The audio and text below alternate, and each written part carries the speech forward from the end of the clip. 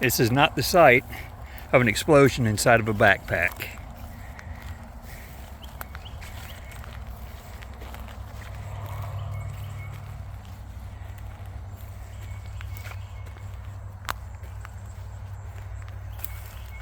This is actually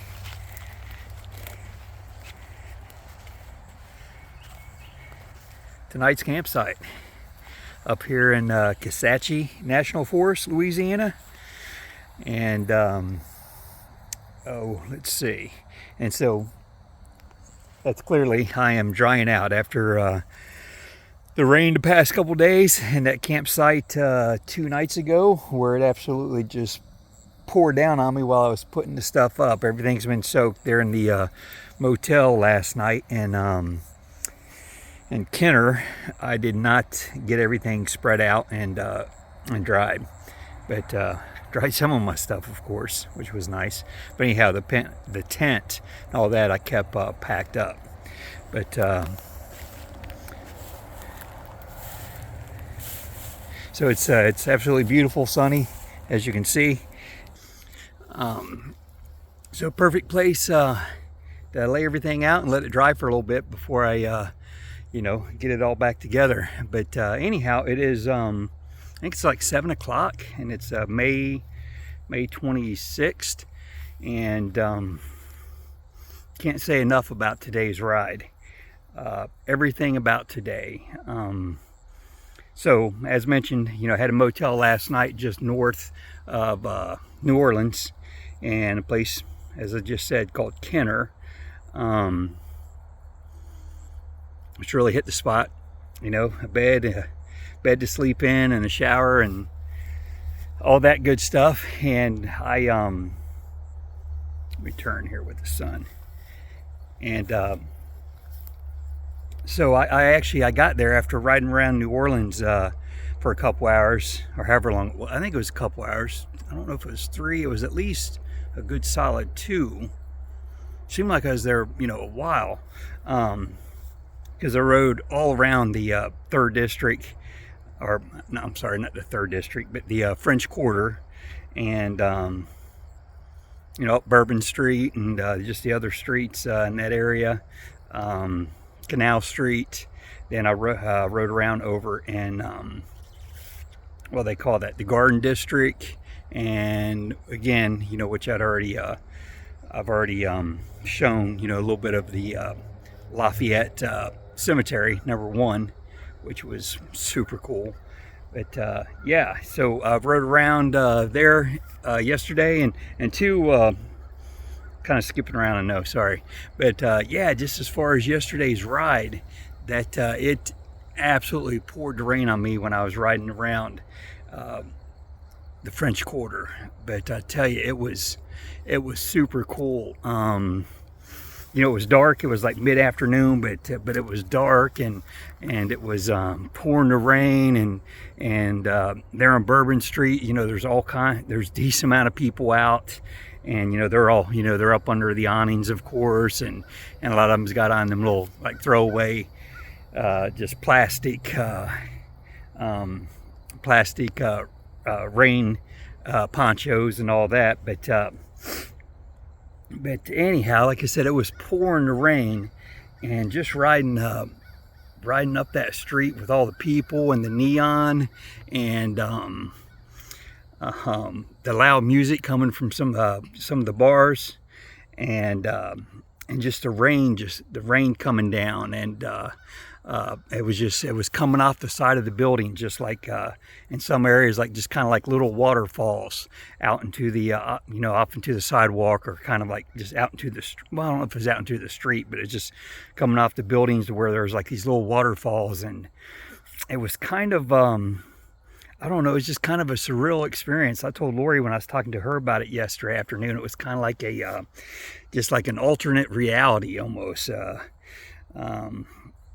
Just right, I was GoProing most of it, and just riding those streets, and in the dark and the rain and the music and the neon and the people.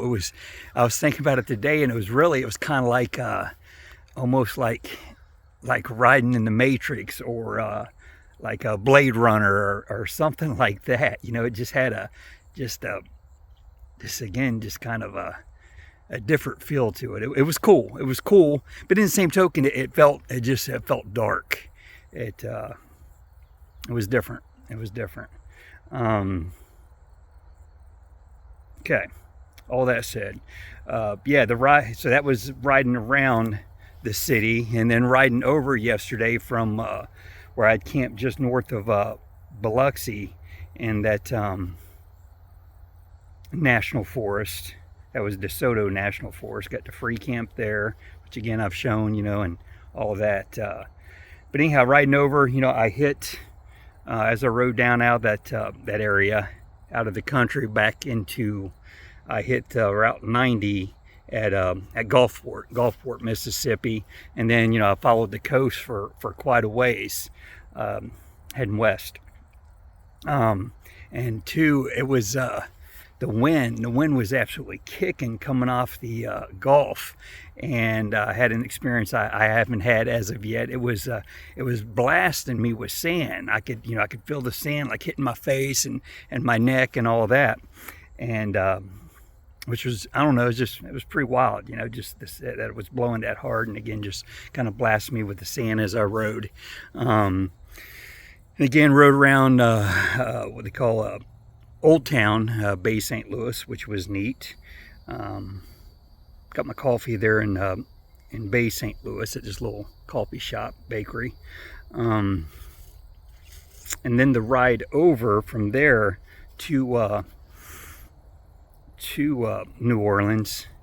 I was taking 90, trying to stay on 90, and again, I've mentioned that I hit that roadblock, that closed bridge, to where I had to actually get on the interstate for like 12 miles, which, as I already said, was not that bad. Let me think, what else about that ride? The wind. Well, I'd mentioned the wind blasting me with the sand, but then later, when I wasn't really in an area where there was, sand or anything, I wasn't right on the water. I was just riding, 2-lane road. I was back on 90. I was able to do the interstate and then get back on 90 and take that into New Orleans. So as I'm riding out through the country on that 2-lane, that wind was just so strong that I was actually leaning, myself and the bike to the left, like leaning into the wind. Almost like I'm leaning to turn, but I'm straight line. I'm just going, straight down this 2-lane road at an angle, leaning, because the wind was so powerful, which was different. And I don't know, again, kind of fun. It's all fun. Yeah. So that again around the. So like I said, I rode in the rain. Saw this stuff there in town and realized I was ready to get out of town just like that. So Lori had called Lori, and she reserved a room for me, like I said, in Kenner, which really wasn't too far out of the city, just north of the city a little ways. Really enjoyed the room. I got there, like I said, like 4:30. Checkout time this morning was like 11 o'clock. And I literally checked out like pretty much right at 11, just a few minutes before. So I enjoyed all that just downtime. Again, had stuff, some stuff drying out. But again, just a lot of watch TV for the first time since I've been gone. And, but no, I guess at Uncle Cecil's, they had TV on. And saw a little bit of news or something, but really didn't sit around and watch the TV. But I did see the TV, I guess. But anyhow, this time, I watched the TV while I was doing stuff on Facebook and loading a few of my more YouTube videos. It was cool. It was relaxing. Just having all that downtime. I think I was there like 17 and a half hours, something like that. And I enjoyed every moment of it. But again, to get up today and the forecast not look bad. And then to ride out like I did this morning. And as I'm riding up 61, just clear, crystal clear blue sky. Actually, and it still is. There's not a cloud in the sky. And tell you, man, it just makes me feel, as Uncle Ted says, makes me feel warm and good inside. it just dried me and warmed me from, you know, the inside out. Just absolutely gorgeous day. So 61 though, you know, 61 was a little busy, a lot of business areas, a lot of traffic, a lot of, you know, stores and restaurants, so a lot of clutching, braking and stopping, which, you know, I think wears me out more than anything. But then after Baton Rouge, I got on 190, 61, like just kind of converted into 190. And that ride out of Baton Rouge on 190 was great.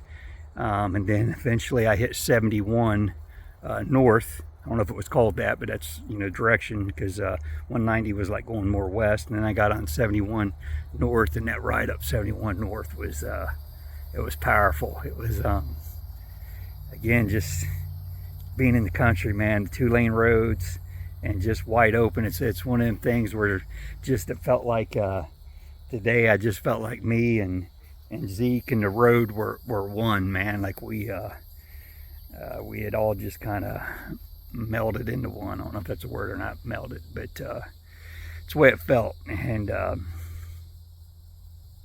it was a sweet ride for sure. And I am going to do a video here in a minute. Speaking of Zeke, that was a celebration today. Actually, about 12 noon, somewhere in there. Actually, I hit we hit 3,000 miles since we've left home just over 2 weeks ago, and so that's cool. You know, 3,000 miles on the road. It's a few miles, and I'm definitely becoming more and more conditioned to being on the bike. But in the same token, it's not as hot as it was over in Florida. So that just makes all the difference. Yeah, so yeah, like I said, I'm going to do a video of just kind of like a review of the bike to this point. And then, oh yeah, this I'm actually going to show this video before I show this afternoon footage of being at this restaurant where I had, again, I guess my brunch. It was you know what, it's not the first time I ate today. I actually ate some leftover chicken from yesterday for breakfast this morning. So I guess that was full on lunch. And in the same token, pretty much dinner too, because I'm not going to end up needing to eat again, except for got a little bit of dessert. I'm going to treat myself and eat that. But so it was like, you know, right in the afternoon, I don't know, maybe around 1 or something. But I stopped at this place. I stopped at this something Po' Boys first. It's kind of like a fast food place that I thought might have some Cajun food, because I really wanted to eat some Cajun food while I was down here. And so I stopped there first, and I don't know, I went inside, and the girl was busy. She's probably the only one working it. She was working a drive-through, and then she finally got to these folks that came in with me. Got to them to take their order, and I was just kind of sitting there, just kind of hanging out and looking at the menu. I just really wasn't feeling it, so I decided to Google, you know, Cajun food near me, and found this place that was within, you know, like a 10-minute ride. And I thought, you know what, I'll try it, you know, might as well. It claimed to be, didn't look like it was expensive, and it claimed to be like authentic Cajun food, I think, something like that. And let me get a turn. So I rode over there. It was called Baloo's, if that's how you say it. And I pull up, and there's like hardly any vehicles there. And I kind of wondered about it. And, you know, the building was very, I don't know, just nothing fancy, just very plain, you know, just brick building. And, you know, I just kind of had my doubts going in there. But then I go inside, and it's a neat looking place. You know, it looks like old, not old in a bad way, but just it looked cool. You know, it looked like probably been decorated the same for, you know, a bunch of years, but still just had, I guess you'd say, some ambiance to it. And I step up to the counter, and I tell the woman, you know, I'm not from around here, and I really want to try something Cajun. And so she recommended, because I had just taken a menu, but then she made her recommendation, you know, and I was like, all right, yeah, you know, I'll trust you, I'll take that. So, yeah, that said, yeah, they got my food together, And as I'm standing up there too, there's another gentleman there, and he makes a comment, about where I'm going, or what I'm riding and all that stuff. And he's still behind the counter, back like in the kitchen area, but we're kind of speaking over top of the counter. They've got like a deli counter there too, something to that effect, which you'll see in the well, I say you'll see, it's actually in my still shots that'll be on Facebook. I did not film inside with the phone here. So anyhow, so we're talking and everything, but I tell you, it's one of them things. It's just crazy. That man, his name is Wirt Bellew. He's the owner, and they call him Blue, and it's so suiting him, his nickname. He just a neat Louisiana man, and just big accent and big personality, and just the coolest guy. He came over there once I got my food. He came over there and sat with me while I'm eating, and even took my spoon and kind of like dug down into the bottom of this gravy and rice and bean with like cornbread, shrimp, something. I think maybe it was I'm not sure what I had. There was like 3 different things in my tray, and I think something I think was shrimp Creole, and then just some other delightful, delicious stuff. Actually, 2 of them might have been shrimp Creole, but one was like on rice and one was in beans. Maybe was the difference. But anyhow, and he was just showing me how you get a bite of it with the gravy and all that, and we just, we talked. He kept, he had stuff to do, I guess, because he's working, running the place, and he'd step, he'd go back in there, and then he'd come back out, and we talked some more, and he took me back in the kitchen to show me this big machine that he actually patented for making his food there. So that the food comes out, consistently every time. He made it like, you come back 20 years from now, the food would be exactly the same. And that is actually, later I spoke to a customer who said he'd been coming there for 30 years, and he made pretty much that same comment, that the food's always the same, and if you come back, it'll be the same. So that was neat. But so his wife was working there as well, and just the people, other people working, just nice ladies, and good speaking with them. And then before I left, I asked Blue if he wanted to be in my YouTube video, which he said he would, but he wanted to take me out back. He wanted to show me the property first, because he had been there since like 1968. He opened a welding shop next door, and then he, I guess, just started cooking, feeding friends and people who would come over, and then eventually, it turned into this restaurant. And he had even told me early on, he said, this is just a hobby for him. But I tell you, what a hobby though, because the food was unreal. So, all that said, again, he took me outside and he showed me, him as a welder, he showed me his shop, and then he showed me some of his creations, which were, I guess some good old American ingenuity, just some fun stuff, and again, just, not, just seeing what he had created, and then just talking to him, just the whole package and the food and everything was just, was again just an amazing experience. It's just such a bonus. It's when you begin the day on the road like this, you just never know who you're going to meet or what you're going to see or what you're going to do, and to have that experience, because I was there, I guess, probably a couple hours, and to have that experience with him and the other folks,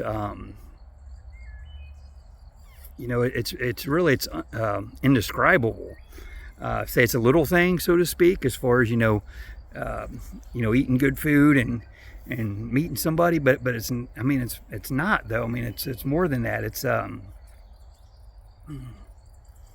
don't know, just have a connection, so to speak, with strangers, and just to take pictures together and put our arms around each other for the pictures and all. It's, I don't know, we need more of that, I think, in this world.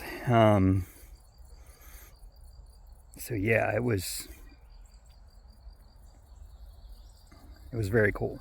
And so I've said a lot, I know, But then, like I said, I want to show this before I show some of the footage of him and his creations, and then he and I together, and just kind of explains.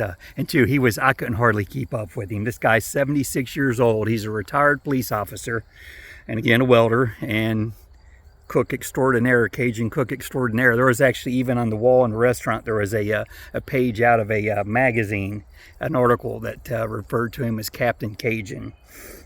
So I guess another nickname, Blue and Captain Cajun, which both names suited him very well. But I'm trying to think, I'm sorry, what was I saying, or where was I going? Oh yeah, so again, I just wanted to say all this before I showed those videos, because like I said, it was kind of hard to keep up with him. He's an excited guy, a lot of energy, and I would like film, and then I'd stop filming, and I was well, you'll see. And I was like moving around and stuff while filming, and so again, some rough footage. But at this point, I'm sure you've experienced some rough footage. But again, I'm just keeping it real: the good, the bad, the ugly, and the goofy. Yeah. And I guess that is all I've got. Did I say already? I've rode 179 miles today.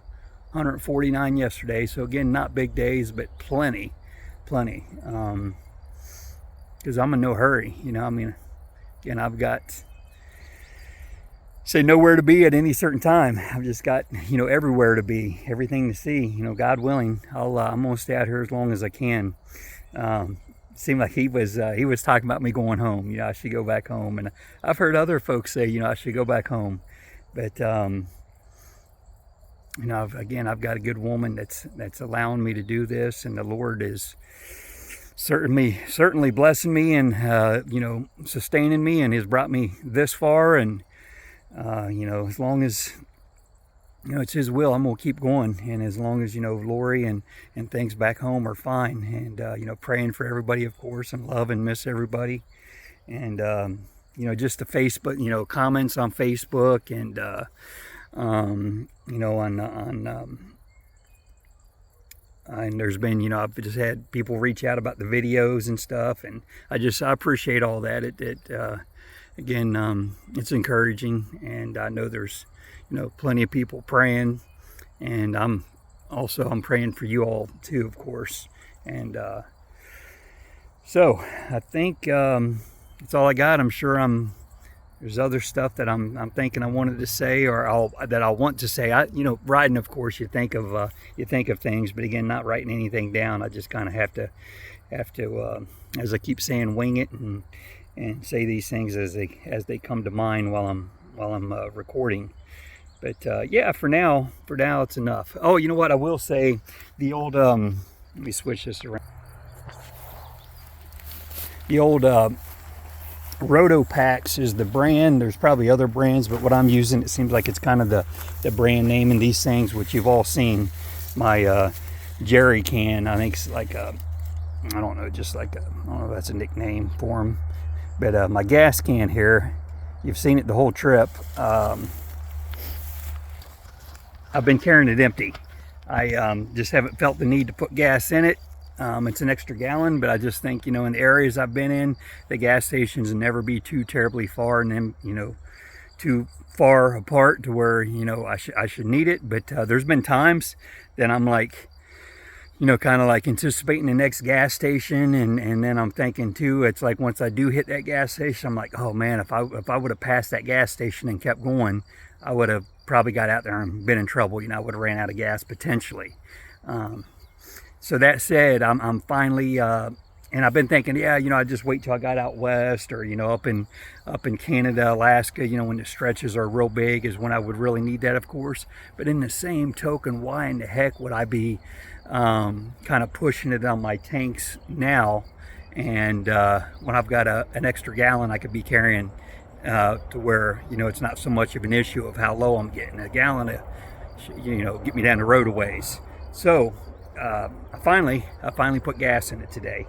And speaking of the gas can, it's something I never told you all, but back in the Florida Keys, I think I was on Marathon and I was heading to Key West.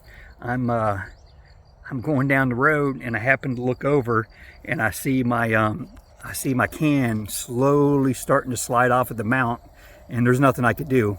And it slowly slides off the edge of the mount and then goes tumbling down the side of the road. And I have to turn around. Thankfully I was able to pull off, and I wasn't on one of the big bridges or anything like that. I was right in kind of a town area, business area, where I was able to pull off, and it was on the side of the road, thankfully, versus in the road. I was able to pull off and go back and get it, but I realized I hadn't tightened down the mount when I was going back to the campsite, which was a walking campsite there on Long Key. It was a little, I don't know, it was a few hundred yards, probably a couple 100-yard walk back in there to where I was camping. And again, Zeke was being left up in the parking lot, so I didn't want to leave that can on him, because they're not cheap.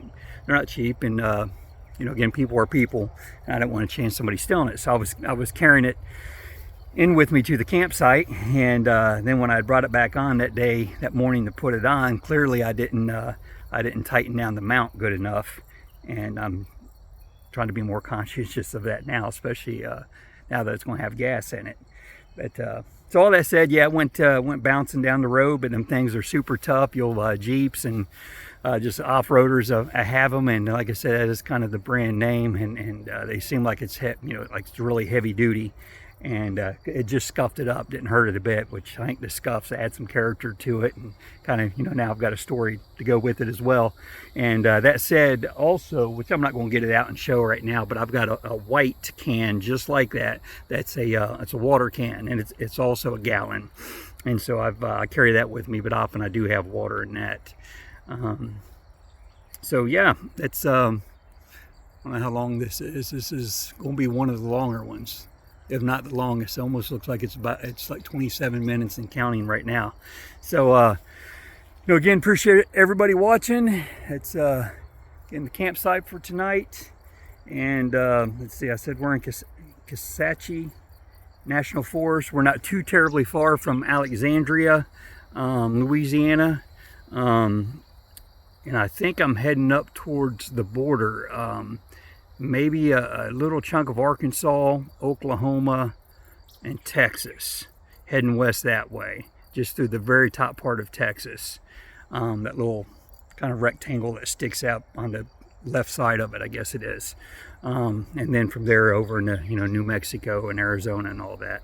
But I think I am. I'll look at the map again and all that and just kind of figure it out. But I am, again, I enjoy the map. I know Uncle Doug, he's a map guy. I think he's not opposed to GPS, but he likes a map as well. And yeah, there's just something about a map. There's just a lot of fun. And so yeah, that's all I got. All right, God bless y'all. Good night.